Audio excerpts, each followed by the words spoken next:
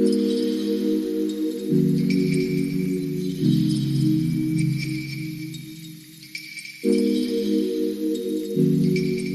Hi hello ಎಲ್ರಿಗೂ ನಮಸ್ಕಾರ. Mutual fund ನ ಮತ್ತೊಂದು ವಿಡಿಯೋಗೆ ಎಲ್ರಿಗೂ ಸ್ವಾಗತ.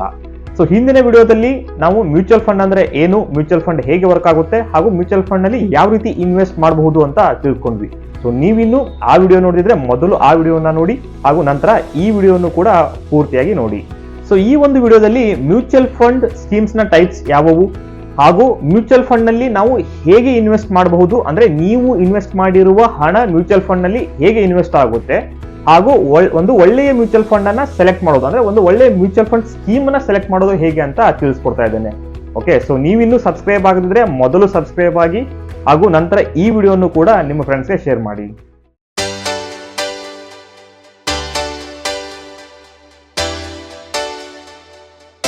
ಸೊ ಮ್ಯೂಚುವಲ್ ಫಂಡ್ ಹೇಗೆ ವರ್ಕ್ ಆಗುತ್ತೆ ಅಂತ ಕ್ವಿಕ್ ಆಗಿ ಮತ್ತೊಂದು ಸಾರಿ ಹೇಳ್ತೇನೆ ಕೇಳಿ. ಓಕೆ, ಸೊ ನೀವೇನಾದ್ರೂ ಮ್ಯೂಚುವಲ್ ಫಂಡ್ ನಲ್ಲಿ ಇನ್ವೆಸ್ಟ್ ಮಾಡಬೇಕು ಅಂತ ಅನ್ಕೊಂಡ್ರೆ, ಸೊ ನಿಮ್ಮ ಹಣವನ್ನ ಮ್ಯೂಚುವಲ್ ಫಂಡ್ ಕಂಪನಿಯವರು ಕಲೆಕ್ಟ್ ಮಾಡ್ಕೊಳ್ತಾರೆ. ಅಂದ್ರೆ ಬೇರೆ ಬೇರೆ ಇನ್ವೆಸ್ಟರ್ಸ್ ಹತ್ರ ಮ್ಯೂಚುವಲ್ ಫಂಡ್ ಕಂಪನಿಯವರು ಹಣವನ್ನ ಕಲೆಕ್ಟ್ ಮಾಡ್ಕೊಳ್ತಾರೆ. ಸೊ ಕಲೆಕ್ಟ್ ಮಾಡ್ಕೊಂಡಿರುವ ಹಣವನ್ನ ಆ ಒಂದು ಕಂಪನಿಯಲ್ಲಿರುವ, ಅಂದ್ರೆ ಅಸೆಟ್ ಮ್ಯಾನೇಜ್ಮೆಂಟ್ ಕಂಪನಿಯಲ್ಲಿರುವ ಫಂಡ್ ಮ್ಯಾನೇಜರ್ಸ್ ಅನಾಲಿಸಿಸ್ ಮಾಡಿ ಡಿಫ್ರೆಂಟ್ ಸ್ಕೀಮ್ಸ್ ಆಗಿ ಅಥವಾ ಡಿಫ್ರೆಂಟ್ ಫಂಡ್ಸ್ ಆಗಿ ಕ್ರಿಯೇಟ್ ಮಾಡ್ತಾರೆ. ಓಕೆ, ಸೊ ಡಿಫ್ರೆಂಟ್ ಫಂಡ್ಸ್ ಆಗಿ ಕ್ರಿಯೇಟ್ ಮಾಡಿರೋದ್ರಲ್ಲಿ ನೀವು ಒಂದು ಒಳ್ಳೆಯ ಫಂಡ್ ಅನ್ನ ಸೆಲೆಕ್ಟ್ ಮಾಡ್ಕೊಂಡು ಆ ಫಂಡ್ ಮೇಲೆ ನಾನು ಇಂತಿಷ್ಟು ಹಣವನ್ನ ಹಾಕ್ತೀನಿ ಅಂತ ಹೇಳಿದ್ರೆ, ಸೊ ಆ ಫಂಡ್ ನಲ್ಲಿ ಅವರು ಇಂತಿಷ್ಟು ಹಣವನ್ನ, ನಿಮ್ಮ ಹಣವನ್ನ ಇನ್ವೆಸ್ಟ್ ಮಾಡ್ತಾರೆ. ಸೊ ನಿಮ್ಮ ಹತ್ರ ಕಲೆಕ್ಟ್ ಮಾಡ್ಕೊಂಡಿರುವ ಹಣವನ್ನ ಫಂಡ್ ಮ್ಯಾನೇಜರ್ಸ್ ಎಲ್ಲಿ ಇನ್ವೆಸ್ಟ್ ಮಾಡ್ತಾರೆ ಅಂತ ನಾವು ಮ್ಯೂಚುವಲ್ ಫಂಡ್ ಸ್ಕೀಮ್ಸ್ ನ ಟೈಪ್ಸ್ ಗಳನ್ನ, ಅಂದ್ರೆ ಮ್ಯೂಚುವಲ್ ಫಂಡ್ ಸ್ಕೀಮ್ಸ್ ಗಳಿರ್ತದಲ್ಲ ಅದರ ಮೇನ್ ಟೈಪ್ಸ್ ಗಳನ್ನ ನಾವಿವಾಗ ನೋಡೋಣ. ಸೊ ಮೊದಲನೇದಾಗಿ equity funds are schemes. Okay, so ನಿಮ್ಮ ಹತ್ರ ಕಲೆಕ್ಟ್ ಮಾಡ್ಕೊಂಡಿರುವ ಹಣವನ್ನ ಫಂಡ್ ಮ್ಯಾನೇಜರ್ಸ್ ಸ್ಟಾಕ್ ಮಾರ್ಕೆಟ್ ಅಥವಾ ಶೇರ್ ಮಾರ್ಕೆಟ್ ನಲ್ಲಿ ಇನ್ವೆಸ್ಟ್ ಮಾಡ್ತಾರೆ. ಸೊ ಅವರು ಇನ್ವೆಸ್ಟ್ ಮಾಡಿರುವ ಕೆಲವೊಂದು ಸ್ಟಾಕ್ ಮಾರ್ಕೆಟ್ ನಲ್ಲಿ ಇನ್ವೆಸ್ಟ್ ಮಾಡಿರುವ ಕಂಪನಿಗಳ ಪರ್ಫಾರ್ಮೆನ್ಸ್ ಹೇಗೆ ಇನ್ಕ್ರೀಸ್ ಆಗುತ್ತಲ್ಲ ಅದೇ ರೀತಿ ನಿಮ್ಮ ಫಂಡ್ ಪರ್ಫಾರ್ಮೆನ್ಸ್ ಕೂಡ ಇನ್ಕ್ರೀಸ್ ಆಗುತ್ತೆ. ಅಂದ್ರೆ ನಿಮ್ಮ ಫಂಡ್ ನಲ್ಲಿ ಪ್ರಾಫಿಟ್ ಕೂಡ ಜಾಸ್ತಿ ಆಗ್ತಾ ಹೋಗುತ್ತೆ. ಸೊ ಒಂದು ವೇಳೆ ಸ್ಟಾಕ್ ಮಾರ್ಕೆಟ್ ನಲ್ಲಿ ಅವರು ಇನ್ವೆಸ್ಟ್ ಮಾಡಿರುವ ಕಂಪನಿಗಳ ಪರ್ಫಾರ್ಮೆನ್ಸ್ ಕಡಿಮೆ ಆಗ್ತಾ ಹೋದ್ರೆ, ಅಂದ್ರೆ ಕಂಪನಿಗಳ ಶೇರ್ ಪ್ರೈಸ್ ಡಿಕ್ರೀಸ್ ಆಗ್ತಾ ಹೋದ್ರೆ ನಿಮ್ಮ ಮ್ಯೂಚುವಲ್ ಫಂಡ್ ವ್ಯಾಲ್ಯೂ ಕೂಡ ಡಿಕ್ರೀಸ್ ಆಗ್ತಾ ಹೋಗುತ್ತೆ. Okay, so mutual fund schemes ನ ಫಂಡ್ಸ್ ಗಳಲ್ಲಿ, ಮ್ಯೂಚುವಲ್ ಫಂಡ್ ಫಂಡ್ಸ್ ನ ಸ್ಕೀಮ್ಸ್ ಗಳಲ್ಲಿ ಸ್ಟಾಕ್ ಮಾರ್ಕೆಟ್ ಅಂದ್ರೆ ಇಕ್ವಿಟಿ ಸ್ಕೀಮ್ಸ್ ಗಳೇನಿದೆಯಲ್ಲ ಅದು ಸ್ವಲ್ಪ ರಿಸ್ಕಿ ಆಗಿರುತ್ತೆ. ಆಸ್ ಕಂಪೇರ್ ಟು ಬೇರೆ ಒಂದು ಸ್ಕೀಮ್ಸ್ ಗಳಿಗೆ ಕಂಪೇರ್ ಮಾಡಿದ್ರೆ ಇಕ್ವಿಟಿ ಸ್ಕೀಮ್ಸ್ ಗಳು ಸ್ವಲ್ಪ ರಿಸ್ಕಿ ಆಗಿರುತ್ತೆ, ಹಾಗೆ ರಿಟರ್ನ್ ಕೂಡ ಜಾಸ್ತಿ ಇರುತ್ತೆ. ಇನ್ನು ಮುಂದಿನ ಫಂಡ್ ಟೈಪ್ ಅಂದ್ರೆ ಅದು debt funds. Debt funds are debt schemes. Okay, so debt ಅಂದ್ರೆ ಸಾಲ. ಸೊ ನಿಮ್ಮ ಹತ್ರ ಕಲೆಕ್ಟ್ ಮಾಡ್ಕೊಂಡಿರುವ ಹಣವನ್ನ ಫಂಡ್ ಮ್ಯಾನೇಜರ್ಸ್ ಏನ್ ಮಾಡ್ತಾರೆ, ಡಿಫ್ರೆಂಟ್ ಕಾರ್ಪೊರೇಟ್ ಬಾಂಡ್ಸ್ ಗಳಲ್ಲಿ ಅಥವಾ ಗೌರ್ಮೆಂಟ್ ಸೆಕ್ಯೂರಿಟೀಸ್ ಗಳಲ್ಲಿ ಇನ್ವೆಸ್ಟ್ ಮಾಡ್ತಾರೆ. ಸೊ ಡಿಫ್ರೆಂಟ್ ಕಾರ್ಪೊರೇಟ್ ಬಾಂಡ್ಸ್ ಗಳಂದ್ರೆ ಕಂಪನಿಗಳಿಗೆ ಸಾಲವಾಗಿ ನೀಡ್ತಾರೆ, ಹಾಗೂ ಗೌರ್ಮೆಂಟ್ ಸೆಕ್ಯೂರಿಟೀಸ್ ಗಳೇನಿರ್ತದಲ್ಲ, ಸೊ ಇನ್ಫ್ರಾ ಡೆವಲಪ್ಮೆಂಟ್ ಗೋಸ್ಕರ ಕೆಲವೊಂದು ಗೌರ್ಮೆಂಟ್ ಬಾಂಡ್ಸ್ ಇರುತ್ತೆ, ಸೆಕ್ಯೂರಿಟೀಸ್ ಗಳಿರುತ್ತೆ. ಸೊ ಆ ಒಂದು ಸೆಕ್ಯೂರಿಟೀಸ್ ಗಳಲ್ಲಿ ಫಂಡ್ ಮ್ಯಾನೇಜರ್ಸ್ ನಿಮ್ಮ ಹಣವನ್ನ ಇನ್ವೆಸ್ಟ್ ಮಾಡ್ತಾರೆ. ಸೊ ಅಲ್ಲಿ ಬರುವ ಲಾಭದಿಂದ ನಿಮ್ಮ ಫಂಡ್ ನ ಲಾಭ ಜಾಸ್ತಿ ಆಗ್ತಾ ಹೋಗುತ್ತೆ. ಸೊ ಹಾಗೆಯೇ ಕೆಲವೊಮ್ಮೆ ನಿಮ್ಮ ಹತ್ರ ಕಲೆಕ್ಟ್ ಮಾಡ್ಕೊಂಡಿರುವ ಹಣದಿಂದ ಕಂಪನೀಸ್ ಗಳಿಗೆ ಸಾಲವನ್ನ ಕೂಡ ನೀಡ್ತಾರೆ. ಈ ಒಂದು ಡೆಟ್ ಸ್ಕೀಮ್ಸ್ ಗಳಿಂದ ಕಂಪನೀಸ್ ಗಳಿಗೆ ಸಾಲವನ್ನ ನೀಡ್ತಾರೆ. ಸೊ ಈ ಒಂದು ಡೆಟ್ ಸ್ಕೀಮ್ಸ್ ಗಳು ಇಕ್ವಿಟಿ ಸ್ಕೀಮ್ಸ್ ಗಳಿಗೆ ಕಂಪೇರ್ ಮಾಡಿದ್ರೆ ಲಾಭ ಕೂಡ, ಅಂದ್ರೆ ರಿಟರ್ನ್ಸ್, ನೀವು ಇನ್ವೆಸ್ಟ್ ಮಾಡಿರುವ ಮ್ಯೂಚುವಲ್ ಫಂಡ್ ಇಂದ ರಿಟರ್ನ್ಸ್ ಕೂಡ ಕಡಿಮೆ ಇರುತ್ತೆ, ಹಾಗೆಯೇ ರಿಸ್ಕ್ ಕೂಡ ಕಡಿಮೆ ಇರುತ್ತೆ. ಇನ್ನು ಮುಂದಿನದಾಗಿ commodities schemes. Okay, so commodities ಅಂದ್ರೆ ನಮ್ಗೆ ಈಗಾಗಲೇ ಗೊತ್ತು, gold, silver or other commodities ಅಂತ. ಸೊ ನಿಮ್ಮ ಹತ್ರ ಕಲೆಕ್ಟ್ ಮಾಡ್ಕೊಂಡಿರುವ ಹಣದಿಂದ ಮ್ಯೂಚುವಲ್ ಫಂಡ್ ಕಂಪನಿಯವರು ಕಮೋಡಿಟೀಸ್ ಮೇಲೆ ಇನ್ವೆಸ್ಟ್ ಮಾಡ್ತಾರೆ. ಅಂದ್ರೆ ಗೋಲ್ಡ್ ಅಥವಾ ಸಿಲ್ವರ್ ಅಥವಾ ಅದರ್ ಕಮೋಡಿಟೀಸ್ ಮೇಲೆ ಇನ್ವೆಸ್ಟ್ ಮಾಡಿ ಅಲ್ಲಿ ಬರುವ ಲಾಭದಿಂದ ನಿಮ್ಮ ಮ್ಯೂಚುವಲ್ ಫಂಡ್ ನ ಪ್ರಾಫಿಟ್ ಕೂಡ ಜಾಸ್ತಿ ಆಗುತ್ತೆ, ಅಂದ್ರೆ ನಿಮ್ಮ ಮ್ಯೂಚುವಲ್ ಫಂಡ್ ನ ವ್ಯಾಲ್ಯೂ ಕೂಡ ಜಾಸ್ತಿ ಆಗುತ್ತೆ. ಸೊ ಇದು ಕೂಡ ಇಕ್ವಿಟಿ ಸ್ಕೀಮ್ಸ್ ಗಳಿಗೆ ಕಂಪೇರ್ ಮಾಡಿದ್ರೆ ಸ್ವಲ್ಪ ಲಾಭ ಕಡಿಮೆ ಹಾಗೂ ರಿಸ್ಕ್ ಕೂಡ ಕಡಿಮೆ. ಇನ್ನು ಮುಂದಿನ ಟೈಪ್ ಅಂದ್ರೆ ಅದು hybrid scheme or fund. Okay, so ಇದು combination of gold, equity and fund debt, ಅಂದ್ರೆ ಇದು ಕಾಂಬಿನೇಷನ್ ಆಗಿರುತ್ತೆ. ಸೊ ಈ ಒಂದು ಹೈಬ್ರಿಡ್ ಸ್ಕೀಮ್ ಅಲ್ಲಿ ಇಕ್ವಿಟಿ ಮೇಲೆ ಸ್ವಲ್ಪ ಹಣವನ್ನ ಹಾಕ್ತಾರೆ, ಅಂದ್ರೆ ನಿಮ್ಮ ಹತ್ರ ಕಲೆಕ್ಟ್ ಮಾಡ್ಕೊಂಡಿರುವ ಹಣದಲ್ಲಿ ಸ್ವಲ್ಪ ಹಣವನ್ನ ಇಕ್ವಿಟಿ ಮೇಲೆ ಹಾಕ್ತಾರೆ, ಹಾಗೆ ಸ್ವಲ್ಪ ಹಣವನ್ನ ಡೆಟ್ ಮೇಲೆ ಹಾಕ್ತಾರೆ, ಹಾಗೆ ಸ್ವಲ್ಪ ಹಣವನ್ನ ಕಮೋಡಿಟೀಸ್ ಮೇಲೆ ಇನ್ವೆಸ್ಟ್ ಮಾಡ್ತಾರೆ. ಸೊ ಈ ಒಂದು ಹೈಬ್ರಿಡ್ ಸ್ಕೀಮ್ಸ್ ಗಳು ಏನಿದೆಯಲ್ಲ ಈ ಸ್ಕೀಮ್ಗಳು ಸ್ವಲ್ಪ ಸೇಫ್ ಆಗಿರುತ್ತೆ. ಯಾಕಂದ್ರೆ ನಿಮ್ಮ ಹಣವನ್ನ ಡಿವೈಡ್ ಮಾಡಿ ಡೈವರ್ಸಿಫೈ ಮಾಡಿರ್ತಾರೆ, ಅಂದ್ರೆ ಯಾವುದೇ ಒಂದು ಪರ್ಟಿಕ್ಯುಲರ್ ಸೆಕ್ಟರ್ ಮೇಲೆ ಹಾಕಿರಲ್ಲ. ಸೊ ನಿಮ್ಮ ಹಣವನ್ನ ಡೆಟ್ ಮೇಲೂ ಕೂಡ ಹಾಕಿರ್ತಾರೆ, ಇಕ್ವಿಟಿ ಅಂದ್ರೆ ಸ್ಟಾಕ್ ಮಾರ್ಕೆಟ್ ಅಲ್ಲೂ ಕೂಡ ಹಾಕಿರ್ತಾರೆ, ಹಾಗೆಯೇ ಕಮೋಡಿಟೀಸ್ ಮೇಲೆ ಕೂಡ ಹಾಕಿರ್ತಾರೆ. ಸೊ ಬೇರೆ ಬೇರೆ ಸೆಕ್ಟರ್ ನಲ್ಲಿ ಡೈವರ್ಸಿಫೈ ಮಾಡಿ ಹಾಕಿರೋದ್ರಿಂದ ನಿಮ್ಮ ಹಣ ಸ್ವಲ್ಪ ಸೇಫ್ ಆಗಿರುತ್ತೆ. ಸೊ ಮತ್ತೊಂದು ಮ್ಯೂಚುವಲ್ ಫಂಡ್ ಸ್ಕೀಮ್ಸ್ ನ ಟೈಪ್ ಅಂತಂದ್ರೆ ಅದು real estate schemes R funds.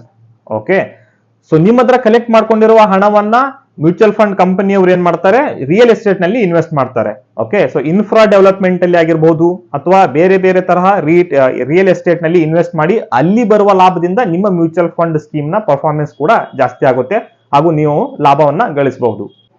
So ಇಲ್ಲಿವರೆಗೂ ನಾವು types of mutual fund schemes ಗಳ ಬಗ್ಗೆ ತಿಳ್ಕೊಂಡ್ವಿ. ಅಂದ್ರೆ ನಿಮ್ಮ ಹತ್ರ ಕಲೆಕ್ಟ್ ಮಾಡ್ಕೊಂಡಿರುವ ಹಣವನ್ನ ಮ್ಯೂಚುವಲ್ ಫಂಡ್ ಕಂಪನಿಯವರು ಎಲ್ಲೆಲ್ಲಿ ಇನ್ವೆಸ್ಟ್ ಮಾಡ್ತಾರೆ ಅಂತ ತಿಳ್ಕೊಂಡ್ವಿ. ಸೊ ಈ ಎಲ್ಲ ಟೈಪ್ಸ್ ಗಳಲ್ಲಿ ಮುಖ್ಯವಾದ ಟೈಪ್ ಅಂದ್ರೆ ಜಾಸ್ತಿ ಜನ ಲೈಕ್ ಮಾಡುವ ಸ್ಕೀಮ್ ಅಥವಾ ಫಂಡ್ಸ್ ಗಳಂದ್ರೆ ಅದು equity schemes R funds. So ಈ ಒಂದು ಇಕ್ವಿಟಿ ಫಂಡ್ ಆರ್ ಸ್ಕೀಮ್ ಗಳಲ್ಲಿ ಯಾವ್ಯಾವ ರೀತಿ ಸ್ಕೀಮ್ಸ್ ಗಳು ಇರುತ್ತೆ ಅಂತ ತಿಳ್ಕೊಳ್ಳೋಣ ಬನ್ನಿ. ಸೊ ನಮ್ಗೆ ಈಗಾಗಲೇ ಗೊತ್ತಿರೋ ಹಾಗೆ ಇಕ್ವಿಟಿ ಸ್ಕೀಮ್ಸ್ ಅಂತಂದ್ರೆ ಮ್ಯೂಚುವಲ್ ಫಂಡ್ ಕಂಪನಿಯವರು ನಿಮ್ಮ ಹತ್ರ ಕಲೆಕ್ಟ್ ಮಾಡ್ಕೊಂಡಿರುವ ಹಣವನ್ನ ಸ್ಟಾಕ್ ಮಾರ್ಕೆಟ್ ನಲ್ಲಿ ಕೆಲವೊಂದು ಕಂಪನೀಸ್ ಗಳ ಮೇಲೆ ಇನ್ವೆಸ್ಟ್ ಮಾಡ್ತಾರೆ. ಸೊ ಈ ರೀತಿ ಇನ್ವೆಸ್ಟ್ ಮಾಡುವಾಗ ಅವರು ಕ್ರಿಯೇಟ್ ಮಾಡುವ ಸ್ಕೀಮ್ಸ್ ಗಳಲ್ಲಿ ಅಥವಾ ಫಂಡ್ ಗಳಲ್ಲಿ ಮೊದಲನೇ ಫಂಡ್ ಅಂತಂದ್ರೆ ಅದು ಲಾರ್ಜ್ ಕ್ಯಾಪ್ ಫಂಡ್.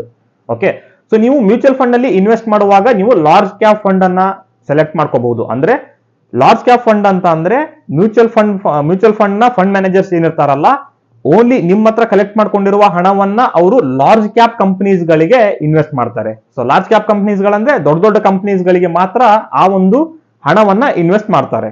ಇನ್ನು ಮುಂದಿನದಾಗಿ mid cap fund. Okay, so mid cap fund ಅಲ್ಲಿ ನಿಮ್ಮ ಹಣವನ್ನ ಮೀಡಿಯಂ ಕಂಪನೀಸ್ ಗಳೇನಿರ್ತದೆ ಅಂದ್ರೆ 5,000 ಕೋಟಿಯಿಂದ ಬಿಲೋ 20,000 ಕ್ರೋರ್ ವ್ಯಾಲ್ಯೂಯೇಷನ್ ಇರುವ ಕಂಪನೀಸ್ ಗಳ ಮೇಲೆ ನಿಮ್ಮ ಹಣವನ್ನ ಮ್ಯೂಚುವಲ್ ಫಂಡ್ ಮ್ಯಾನೇಜರ್ಸ್ ಇನ್ವೆಸ್ಟ್ ಮಾಡ್ತಾರೆ. ಈ ಒಂದು ಫಂಡ್ ಮೂಲಕ ನಿಮ್ಮ ಹಣವನ್ನ ಮಿಡ್ ಕ್ಯಾಪ್ ಫಂಡ್ಸ್ ಗಳಲ್ಲಿ ಮಿಡ್ ಕ್ಯಾಪ್ ಕಂಪನೀಸ್ ಗಳಲ್ಲಿ ಇನ್ವೆಸ್ಟ್ ಮಾಡ್ತಾರೆ.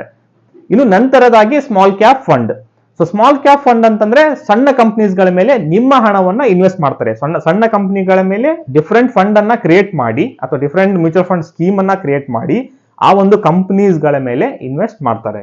ಸೊ ಮೊದಲನೇದಾಗಿ ಲಾರ್ಜ್ ಕ್ಯಾಪ್, ಮಿಡ್ ಕ್ಯಾಪ್ ಹಾಗೂ ಸ್ಮಾಲ್ ಕ್ಯಾಪ್. ಸೊ ನೀವು ಮ್ಯೂಚುವಲ್ ಫಂಡ್ ನಲ್ಲಿ ಇನ್ವೆಸ್ಟ್ ಮಾಡುವಾಗ ಸ್ಕೀಮ್ಸ್ ಅನ್ನ ಸೆಲೆಕ್ಟ್ ಮಾಡುವಾಗ ನೀವು ಯಾವ ಸ್ಕೀಮ್ ಬೇಕಾದರೂ ಕೂಡ ಸೆಲೆಕ್ಟ್ ಮಾಡ್ಕೋಬಹುದು. ಆ ಸ್ಕೀಮ್ ಪ್ರಕಾರನೇ ಕೂಡ ಮ್ಯೂಚುವಲ್ ಫಂಡ್ ನ ಫಂಡ್ ಮ್ಯಾನೇಜರ್ಸ್ ಏನಿರ್ತಾರಲ್ಲ ಆ ಒಂದು ಸೆಕ್ಟರ್ ನಲ್ಲಿ ಅಥವಾ ಆ ಒಂದು ಸ್ಕೀಮ್ಸ್ ಮೇಲೆ ಇನ್ವೆಸ್ಟ್ ಮಾಡ್ತಾರೆ. ಇನ್ನು ಮುಂದಿನ ಇಕ್ವಿಟಿ ಸ್ಕೀಮ್ ಟೈಪ್ ಅಂತಂದ್ರೆ ಅದು large and mid cap scheme. Okay, so ನೀವು ನಿಮ್ಮ ಹತ್ರ ಕಲೆಕ್ಟ್ ಮಾಡ್ಕೊಂಡಿರುವ ಹಣದಲ್ಲಿ ಫಂಡ್ ಮ್ಯಾನೇಜರ್ಸ್ ಏನ್ ಮಾಡ್ತಾರೆ, ಕೆಲವೊಂದು ಪೋರ್ಷನ್ ಅನ್ನ ಲಾರ್ಜ್ ಕ್ಯಾಪ್ ಕಂಪನೀಸ್ ಮೇಲೆ ಇನ್ವೆಸ್ಟ್ ಮಾಡ್ತಾರೆ ಹಾಗೂ ಕೆಲವೊಂದು ಪೋರ್ಷನ್ ಅನ್ನ ಮಿಡ್ ಕ್ಯಾಪ್ ಕಂಪನೀಸ್ ಮೇಲೆ ಇನ್ವೆಸ್ಟ್ ಮಾಡ್ತಾರೆ. ಇನ್ನು ಮುಂದಿನ ಟೈಪ್ ಅಂತಂದ್ರೆ ಅದು dividend yield fund. Okay, so dividend ಅಂತಂದ್ರೆ ಕಂಪನಿ ತಮಗೆ ಬಂದಿರುವ ಲಾಭವನ್ನ ಸ್ಟಾಕ್ ಮಾರ್ಕೆಟ್ ನಲ್ಲಿರುವ ಶೇರ್ ಹೋಲ್ಡರ್ಸ್ಗೆ ಅಥವಾ ಮ್ಯೂಚುವಲ್ ಫಂಡ್ ಕಂಪನಿಗೆ ಡಿವೈಡ್ ಮಾಡುತ್ತೆ ಅಥವಾ ಡಿಸ್ಟ್ರಿಬ್ಯೂಟ್ ಮಾಡುತ್ತೆ. ಓಕೆ, ಸೊ ಫಂಡ್ ಮ್ಯಾನೇಜರ್ಸ್ ಏನ್ ಮಾಡ್ತಾರೆ ಅಥವಾ ಮ್ಯೂಚುವಲ್ ಫಂಡ್ ಕಂಪನಿಯವರು ಏನ್ ಮಾಡ್ತಾರೆ, ನಿಮ್ಮ ಹತ್ರ ಕಲೆಕ್ಟ್ ಮಾಡ್ಕೊಂಡಿರುವ ಹಣವನ್ನ ಯಾರು ಜಾಸ್ತಿ ಡಿವಿಡೆಂಟ್ ಅನ್ನ ಕೊಡ್ತಿರ್ತಾರಲ್ಲ ಮಾರ್ಕೆಟ್ ಅಲ್ಲಿ ಅಂತ ಕಂಪನಿ ಮೇಲೆ ಇನ್ವೆಸ್ಟ್ ಮಾಡ್ತಾರೆ. ಹಾಗೆ ಮತ್ತೊಂದು ಇಕ್ವಿಟಿ ಸ್ಕೀಮ್ ಅಂತಂದ್ರೆ ಅದು ಸೆಕ್ಟರಲ್ ಫಂಡ್. ಓಕೆ, ಸೊ ನೀವು ಮ್ಯೂಚುವಲ್ ಫಂಡ್ ಸ್ಕೀಮ್ ಅನ್ನ ಸೆಲೆಕ್ಟ್ ಮಾಡುವಾಗ ಪರ್ಟಿಕ್ಯುಲರ್ ಸೆಕ್ಟರ್ ನ ಫಂಡ್ ಅನ್ನ ಸೆಲೆಕ್ಟ್ ಮಾಡ್ಕೋಬಹುದು. ಅಂದ್ರೆ ಮ್ಯೂಚುವಲ್ ಫಂಡ್ ಕಂಪನಿಯವರು ಏನ್ ಮಾಡ್ತಾರೆ, ತಾವು ಮ್ಯೂಚುವಲ್ ಫಂಡ್ ನಲ್ಲಿ ಇನ್ವೆಸ್ಟ್ ಮಾಡುವಾಗ ಅಂದ್ರೆ ಸ್ಟಾಕ್ ಮಾರ್ಕೆಟ್ ನಲ್ಲಿ ಇನ್ವೆಸ್ಟ್ ಮಾಡುವಾಗ ಪರ್ಟಿಕ್ಯುಲರ್ ಸೆಕ್ಟರ್ ಅನ್ನ ಕೂಡ ಅವರು ಸೆಲೆಕ್ಟ್ ಮಾಡ್ಕೋಬಹುದು. ಅಂದ್ರೆ ಪರ್ಟಿಕ್ಯುಲರ್ ಸೆಕ್ಟರ್ ಮೇಲೆ ಅವರೊಂದು ಕೆಲವೊಂದು ಫಂಡ್ಸ್ ಗಳನ್ನ ಕ್ರಿಯೇಟ್ ಮಾಡಬಹುದು. ಫಾರ್ ಎಕ್ಸಾಂಪಲ್ IT ಆಗಿರಬಹುದು, ಅಂದ್ರೆ ಇನ್ಫಾರ್ಮೇಶನ್ ಟೆಕ್ನಾಲಜಿ ಕಂಪನೀಸ್ ಗಳೇನಿದೆಯಲ್ಲ ಆ ಕಂಪನೀಸ್ ಗಳಾಗಿರ್ಬೋದು, ಅಥವಾ ಆಟೋಮೊಬೈಲ್ಸ್ ಕಂಪನಿ ಸೆಕ್ಟರ್ ನ ಕಂಪನೀಸ್ ಗಳಾಗಿರ್ಬೋದು, ಅಥವಾ FMCG ಸೆಕ್ಟರ್ ನ ಕಂಪನೀಸ್ ಗಳಾಗಿರ್ಬಹುದು. ಓಕೆ, ಹಾಗೆ ಬ್ಯಾಂಕಿಂಗ್ ಸೆಕ್ಟರ್ ನ ಕಂಪನೀಸ್ ಗಳಾಗಿರ್ಬೋದು. ಸೊ ಇದೇ ರೀತಿ ಅಥವಾ ಡಿಫೆನ್ಸ್ ಸೆಕ್ಟರ್ ನ ಕಂಪನೀಸ್ ಗಳಾಗಿರ್ಬೋದು. ಸೊ ಇದೇ ರೀತಿ ಪರ್ಟಿಕ್ಯುಲರ್ ಸೆಕ್ಟರ್ ನ ಕಂಪನೀಸ್ ಗಳ ಮೇಲೆ ಇನ್ವೆಸ್ಟ್ ಮಾಡಿ so particular different types of schemes ಅನ್ನ ಮ್ಯೂಚುವಲ್ ಫಂಡ್ ಕಂಪನಿಯವರು ಕ್ರಿಯೇಟ್ ಮಾಡಿರ್ತಾರೆ. ಸೊ ಆ ತರಹದ ಸ್ಕೀಮ್ಸ್ ಗಳನ್ನು ಕೂಡ ನೀವು ಸೆಲೆಕ್ಟ್ ಮಾಡ್ಕೋಬಹುದು. ಸೊ ನೋಡಿದ್ರಲ್ಲ, ಮ್ಯೂಚುವಲ್ ಫಂಡ್ ಕಂಪನಿಯವರು ನಿಮ್ಮ ಹತ್ರ ಕಲೆಕ್ಟ್ ಮಾಡ್ಕೊಂಡಿರುವ ಹಣದಲ್ಲಿ ಯಾವ ರೀತಿ ಇನ್ವೆಸ್ಟ್ ಮಾಡ್ತಾರೆ ಅಂತ. ಸೊ ಅಂದ್ರೆ ಮ್ಯೂಚುವಲ್ ಫಂಡ್ ಸ್ಕೀಮ್ಸ್ ನ ಟೈಪ್ಸ್ ಯಾವುವು ಅಂತ ನೀವು ನೋಡಿದ್ರಿ.